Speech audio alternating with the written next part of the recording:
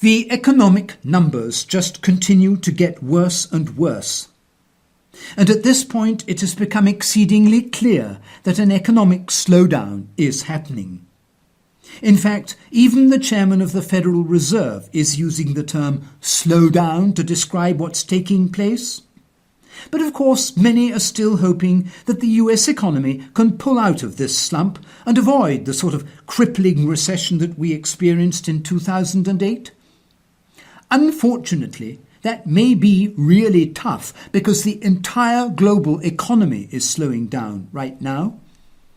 Our world is more interconnected than ever before, and what happens on one side of the planet is invariably going to affect the other side.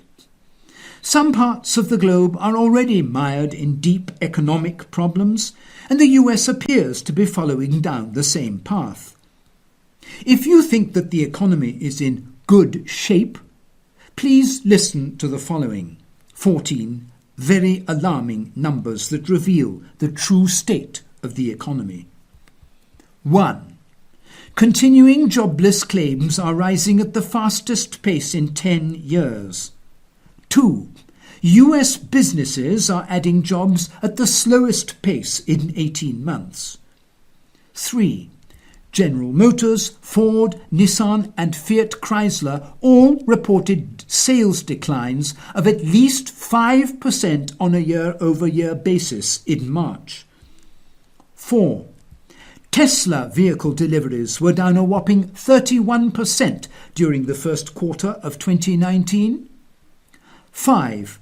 US consumer confidence fell more than 7 points in March. 6. Manhattan real estate sales have now fallen for 6 straight quarters. That's the longest losing streak in 30 years. 7. London real estate sales just dropped by the most we've seen in 10 years. 8.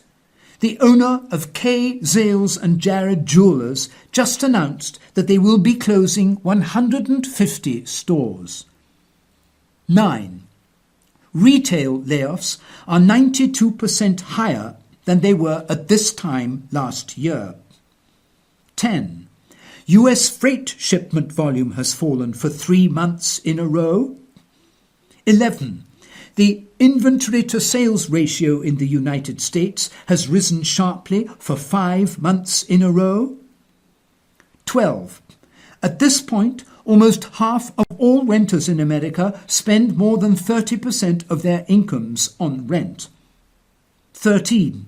The real median net income for Minnesota farmers was only $26,055 in 2018, and that was before many of them were absolutely devastated by the recent flooding. 14. Overall, US economic numbers are off to their worst start for a year since 2008. We didn't see economic numbers like this last year, but now things have clearly changed. It's starting to feel more like 2008 with each passing day. The signs of yet another economic recession are everywhere.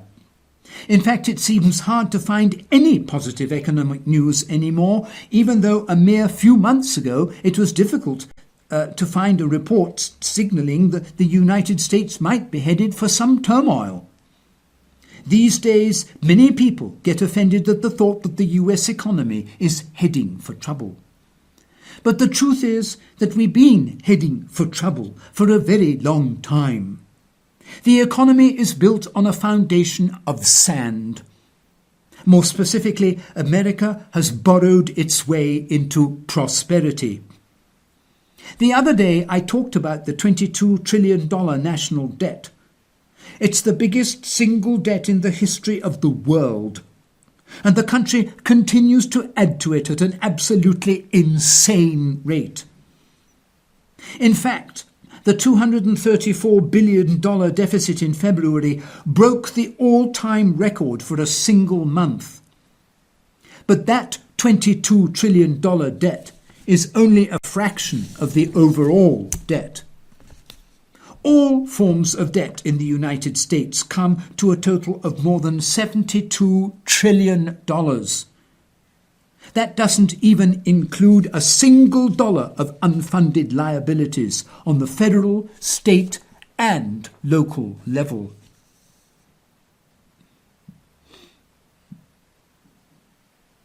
Let's start this next segment with a quote from Nassim Nicholas Taleb in his The Bed of Procrustes, Philosophical and Practical Aphorisms, written in 2010. Quote unquote, "Suckers think that you can cure greed with money, addiction with substances, expert problems with experts, banking with bankers, economics with economists, and debt crises with debt spending." Why did they do it? Why did the Federal Reserve and its monetary central planners around the world crush the real yield on long-term debt towards zero and beyond? It's a simple question, and the answer is also as simple as you might think it is, too. They say it was for the economy, but that's not what the data suggest. The central purposes were to encourage mortgage borrowing and new and existing home sales on the consumer side, and to boost long-term borrowing and capital expenditures, known as CapEx, by the business sector. Slight problem. Neither kind of Main Street stimulus really happened. The Fed's quantitative easing program and zero interest rate policy was predicated on the putative elixir of more debt. Benighted consumers hadn't borrowed enough. Short-sighted bankers hadn't lent enough. That's not economic enlightenment, it's archaic Keynesian catechism, and it's been proved for decades now that more debt relative to income leads to slower economic growth. Indeed, the 10-year trend rate of real US economic growth dropped from 3.5% in 1970 to 1.5% in 2018. At the same time, the aggregate leverage ratio of the US economy soared from 1.5 to 3.5 times. Let's talk about what happened after the Fed boom and bust in the US housing sector. The most massive monetary stimulus in history and the lowest real mortgage rates ever couldn't get Humpty Dumpty back together again and up on the high wall of speculative mania. In fact, single-family housing starts have already plateaued for this cycle, far below the 1995 starting point for the housing boom that carried into the 21st century. The Fed's radical interest rate repression most certainly did induce the business sector, corporate and non-corporate, to borrow like hell. Oh yes, indeed, business debt surged from just under $10 trillion in 2007 to $15 trillion today. During the last 4 years, new debt has been issued at a rate of $800 billion per year. It was only ever faster in 2007, right before the global financial crisis. But then, you see, none of this borrowing was invested in productive new plant, equipment, technology, intellectual property, and or labour. Net real business capital expenditures after depreciation is still below its turn of the century level. Easy money did nothing to boost efficiency and output of the real economy. It fueled a massive burst of financial engineering on borrowed money. During 2018 alone, components of the S&P 500 index spent more than $2.5 trillion on buybacks, dividends, mergers and acquisitions. That's more than 3 times what they spent on CapEx. So sure, so-called quantitative easing did stimulate borrowing in the business sector, no question. But it was perverted, and the stimulus only fed Wall Street's speculative mania. Ladies and gentlemen, do not be under any illusion. Both the fiscal and monetary authorities in Imperial Washington are about a single purpose: to inflate the price of financial assets, knowingly and wittingly or otherwise, on behalf of the top 1% and top 10% of households that hold 40% and 85% of risk assets, respectively. Not even Trump's and the GOP's corporate rate cut, financed with Uncle Sam's credit card, piled on top of the Fed's radical rate compression, generated a surge in the production of business equipment by US suppliers. As of February, production was still below levels reached Recession in November 2014, and it's barely above the pre-crisis peak reached way back in December 2007. The Fed didn't end its normalization campaign, so-called, for fear of a negative impact on the economy. There hasn't been any positive impact on Main Street for the past decade. I used to say every week on the show, there is no economic recovery. There is no economic recovery. Do you remember that, ladies and gentlemen, those of you who've been with me since 2010? I'm sure you can't forget. It was a regular, unceasing mantra. It's beyond pathetic. It's a criminal rise, and nobody will ever do anything to stop it.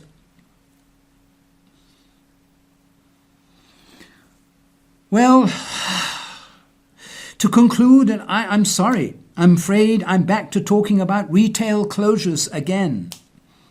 The situation is getting grimmer by the day. The weak keep getting weaker. Another 3,000 stores will bite the dust, and mall vacancies are at an 8-year high. In the post-digital era, only the strong will survive. Darwin would love this, said one retail analyst, as JCPenney, Payless, Lifeway announced 3,000 plus combined store closures. 3,000, ladies and gentlemen. Retail job cuts for January and February total 41,201, said research firm Challenger Gray and Christmas in a new survey, including nationwide retailers such as Payless and Charlotte Russe. Mark Hamrick, a senior economic analyst at Bankrate, said, quote unquote, "This is significant and marks an acceleration of store closures and job cuts in the near term. Retail is ground zero for seeing the shifts of change in our lives." Lifeway Christian bookstores announced last week it would be closing the doors of all 170 brick-and-mortar stores in a pivot to focusing on digital and e-commerce. Lifeway Chief Executive Officer Brad Wagoner said, quote unquote, "The decision to close our local stores is a difficult one. While we'd hoped to keep some stores open, current market projections show this is no longer a viable option." Ron Johnson, CEO of Enjoy, a retail technology company, told CBS News, quote unquote, "In the post-digital era, only the strong will survive. You need a great brand, a strong balance sheet, and a vision for experience that commences digitally. Darwin would love this." The Financial Times notes that US shopping centre vacancies have risen to an 8-year high. According to Coresight Research, quote unquote, US retailers have set out plans to close 5,480 stores, almost as many as the 5,730 announced in all of 2018. Smaller chains are also going under. A Wisconsin-based chain of discount stores with stores in 34 states, Shopko, which was sort of like a Kmart or Walmart, filed for bankruptcy in January, and they are closing about 300 stores. There were Payless shoe stores inside them, so those would be included in the numbers I just mentioned for closing Payless shoe stores. Many of the other similar discount store chains have also closed. So, ladies and gentlemen, if you are concerned that the stock market is not falling, concern yourselves no longer. It is about to collapse in the most almighty crash the world has ever seen. And you heard it here first. Actually, you probably didn't. People are talking more and more about this. Anyway, ladies and gentlemen, that's it. We're done for today, and I am hoping you all have a wonderful week ahead. Take care. Talk to you again on Friday. This is Richard Martin saying bye-bye.